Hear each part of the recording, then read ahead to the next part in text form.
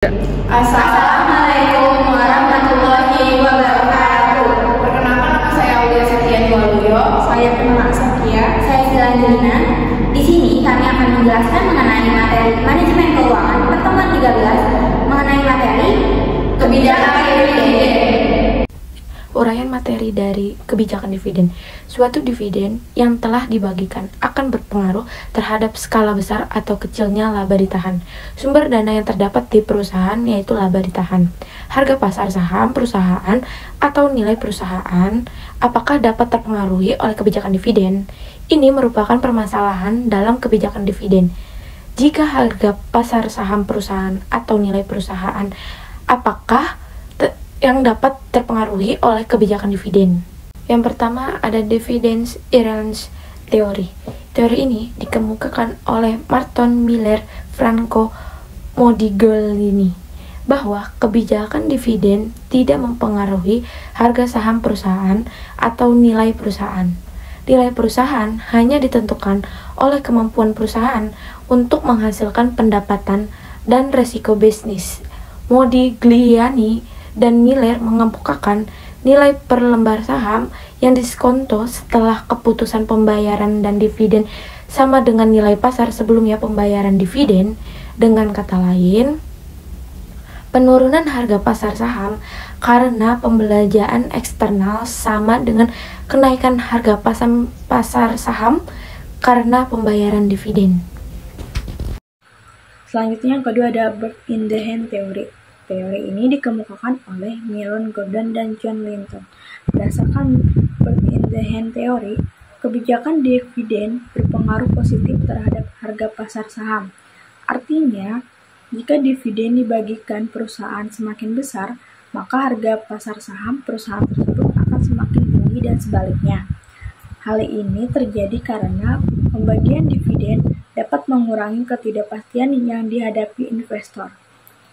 Investor memberikan nilai lebih tinggi atas dividen yield dibandingkan dengan capital gain yang diharapkan dari pertumbuhan harga saham apabila perusahaan menahan laba untuk dipakai membelanjai investasi. Selanjutnya ketiga ada tax preference theory. Berdasarkan tax preference theory, kebijakan dividen mempunyai pengaruh negatif terhadap harga saham perusahaan. Artinya, semakin besar jumlah dividen yang dibagikan suatu perusahaan, semakin rendah harga pasar saham perusahaan yang bersangkutan. Hal ini terjadi jika ada perbedaan antara tarif pajak personal atas pendapatan dividen dan capital gain. Apabila tarif pajak dividen lebih tinggi daripada pajak capital gain, maka investor kan lebih senang jika laba yang diperoleh perusahaan tetap ditahan di perusahaan untuk membelanjai investasi yang dilakukan perusahaan. Dengan demikian, di masa yang akan datang, diharapkan terjadi peningkatan capital gain yang tarif pajaknya lebih rendah apabila banyak investor yang memiliki pandangan demikian. Maka investor cenderung memilih saham-saham dengan dividen kecil dengan tujuan untuk menghindari pajak. Selanjutnya di sini ada aspek kebijakan dividen. Yang pertama yaitu ada stabilitas dividen. Pembayaran yang dilakukan atas dividen perusahaan stabil memiliki kemungkinan lebih baik dari waktu ke waktu jika terdapat perbandingan dengan perusahaan yang melakukan pembayaran dividen bersifat fluktuasi. Hal ini dilihat bahwa jika perusahaan yang membayar dividennya dengan stabil mencerminkan bahwa keuangan perusahaan tersebut tidak stabil. Tetapi sebaliknya, jika perusahaan dengan dividen tidak stabil itu mencerminkan akan kondisi keuangan tersebut yang tidak stabil. Yang kedua ada target payout ratio. Ketetapan target dividen payout ratio jangka panjang, keadaan tersebut dapat menyebabkan besaran jumlah dividen yang perlu dilakukan pembayaran berubah-ubah ataupun dividen menjadi tak tetap.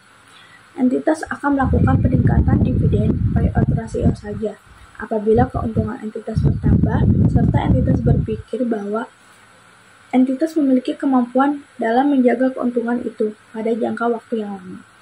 Yang ketiga yaitu ada reguler dan ekstra dividen. Salah satu langkah bagi entitas dalam melakukan peningkatan dividen kas ialah dengan melakukan pemberian ekstra dividen di samping reguler dividen.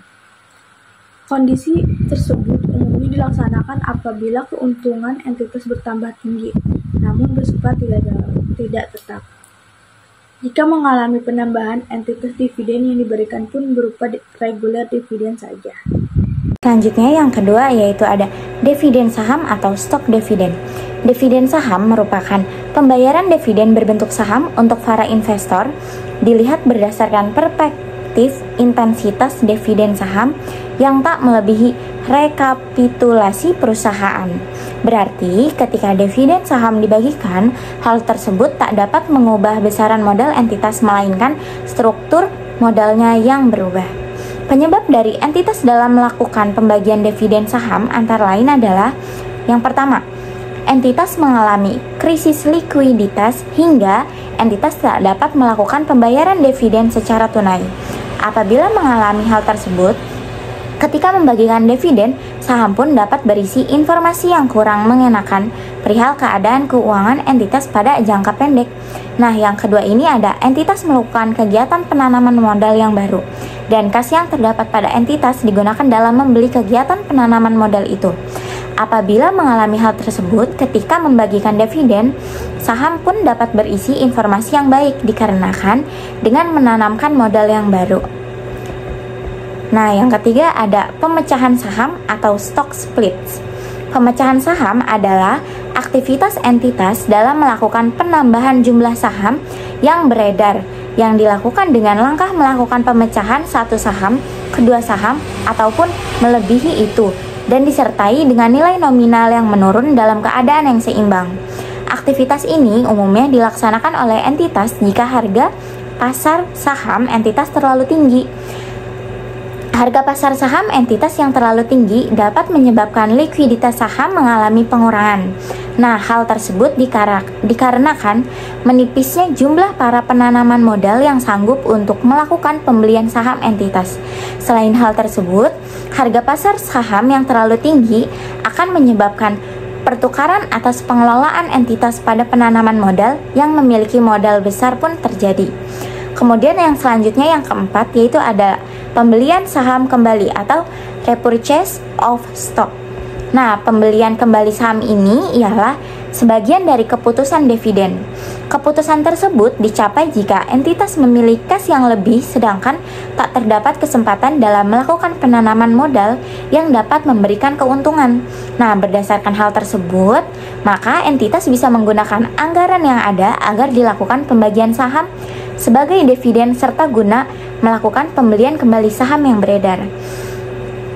Jika tak terdapat pajak atau biaya transaksi, opsi itu pun menurut teoritas tak berbeda untuk investor. Apabila membeli saham, jumlah saham yang beredar pun mengalami pengurangan hingga akan menambahkan pendapatan per saham, serta dapat mengarahkan agar peningkatan harga pasar saham dapat terjadi. Nah, menurut teoritis, capital gain yang didapatkan ketika membeli saham kembali sama dengan dividen yang dibayari jika terdapat pembelian saham. Sekian penjelasan dari kelompok kami, kurang lebihnya mohon maaf. Wassalamualaikum.